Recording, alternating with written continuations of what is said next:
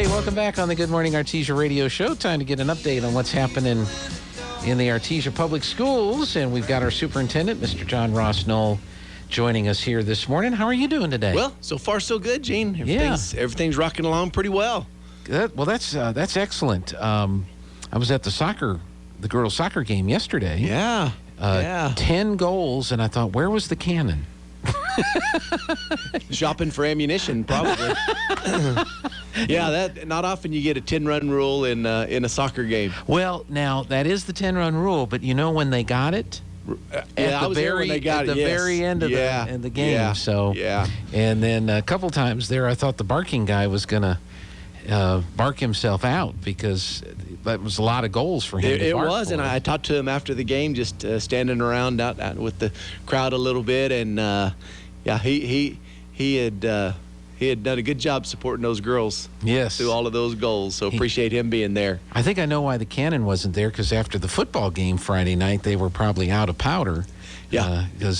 And I noticed you like to come up to the camera deck and just kind of look over everything. I do. It's one of the best views anywhere, to be up at the top of Bulldog Bowl on a Friday night and just looking over our community and all of the action that's going on at Bulldog Bowl. And then you look out in the neighborhoods that you can see, and it just seems so quiet. So you just get the feeling that that's where everybody's at. So no, I really enjoy that, and I enjoy those the kids that are up there, the managers that are up there videoing and keeping stats, all the different things that they do. I enjoy being up there with those kids, and I did get in trouble for potentially distracting one of them during the game, and so I've got to make sure they can focus on their work there. That's right. Well, and we've got our students too that are. We have one on camera, we have one producing, and then we had 2 students down on the track doing those cameras there. But we're all on headsets, right? So we're kind of focused on what we're doing. Yeah, no, we appreciate that coverage. It's going well. Yeah. Well, tell us, you had a board meeting on Monday. Or is it coming up?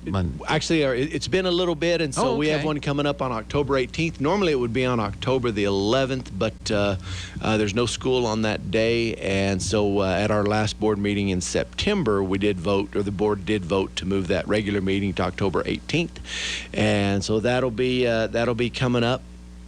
Also on Friday of last week, Mr. Parker did send out an additional letter regarding the social studies standards, making sure that everyone knows that time for public comment has begun. And you brought this up last week. So you talked to the public education department, the director now, or the secretary, I'm sorry, who I think is a gentleman any from Los Alamos?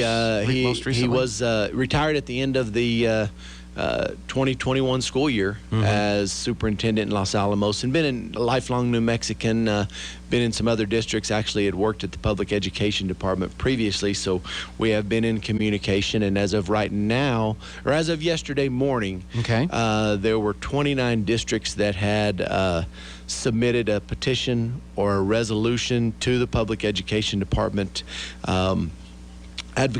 asking for a delay in the implementation of the social studies standards to allow stakeholders, whether that be educators, parents, community members, but to allow proper time to review those standards and provide quality feedback and recommendations to those. And you had indicated that he was open to that idea, yet the process started. So kind of tell us exactly what you think he meant by saying that he's open to that, and the process started. Yeah, and it's hard to say, Gene. There are certainly more than him that's involved in those kind of decisions, and so he certainly gave the impression that he was open to that and would work toward that end. But the reality is, yesterday I got a letter from the public education department indicating that they are moving forward with the timeline that with this rulemaking process of the process starting last Tuesday and going for 45 days, with November 12th from 1 to 3 p.m. at Mabry Hall in Santa Fe being the day for for public comment. So they're only going to have one day for in-person public comment. Public comment. So right now, though, going on is the opportunity to provide written feedback, written input, and on that letter that we sent out, and it's also posted on our website under the latest news section. Kind of on the right-hand side of our website is the information that people need to submit those comments, either through email or through regular mail. And so we just encourage people, and it's a big task to properly go through the standards. But that letter that was sent out also on our website are the links to the draft standards for people to really take a look at those. And like I said, it's a big job. There's 129 pages to review, which is a big reason why we were asking for additional time to do that. And so just encourage people to do that. It's very important that those that would like to provide those comments, because with the information that I received yesterday from the Public Education Department, my question now is what kind of process are they going to use to consider the public comment and give proper consideration to the public comment before moving forward.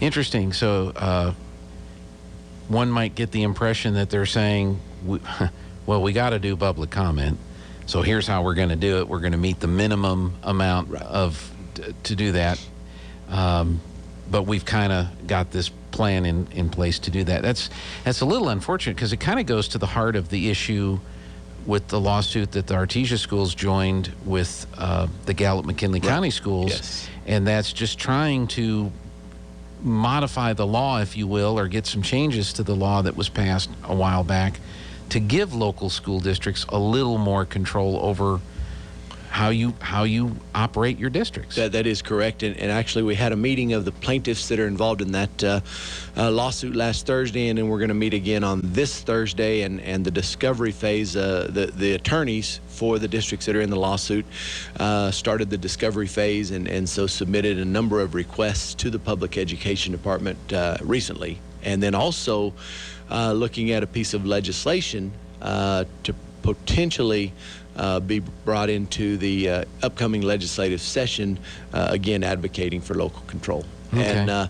And one thing that we do that it is important to keep in mind regarding standards, regarding curriculum, those kinds of things, is while the Public Education Department may set standards, there is discretion at the district level to prioritize standards, to develop what are called pacing guides, the sequencing of what's taught, the curriculum, as well as the instructional resources that are selected to teach that particular subject area. So it's good to keep that in mind. Okay.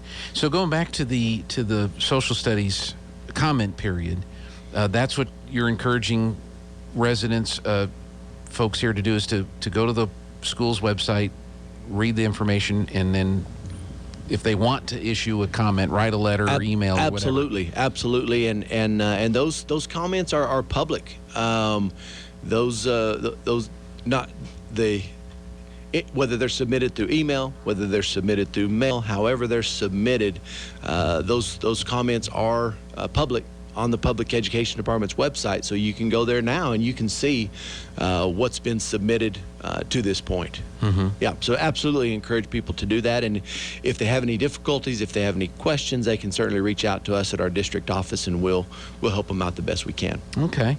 Got about a minute left. What else do you have on your list? Early voting started yesterday, and so it's an exciting time. Just encourage everyone to get out there and vote, of course, for the district. And we've talked a lot about it, but seeking a continuation of our 5 mil levy that's been in place for 35 years. And again, there's information on our website, and we've talked about that a lot. And then in districts 1, 2, and 4, board seats are on the ballot as well. So it's going to be an exciting time running through November 2nd to